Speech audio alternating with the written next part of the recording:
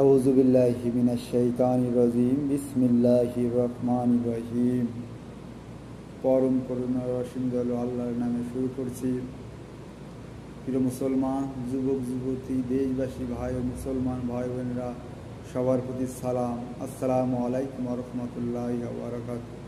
আজ আমি আপনাদের মাঝে কোরআনুল কারীম থেকে, কোরআনুল কারীম বাংলা তাফসীর থেকে সূরা মুমিনিন, সূরা মুমিন 40 নম্বর সূরা, পারা নাম্বার 24, আয়াত নাম্বার 59-60 নম্বর আয়াতে কি বলে শুনুন।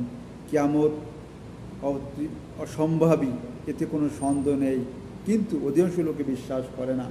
আয়াত নাম্বার 60, তোমাদের প্রতিপালক বলেন, তোমরা আমার ডাকে সাড়া দাও, আমি তোমার ডাকে সাড়া দিব। যারা অহংকার আমার ইবাদত বিমুখ তারা অবশ্যই জাহান্নামে প্রবেশ করবে লাঞ্ছিত হয়ে। তাহলে আমরা এই দুই আয়াত থেকে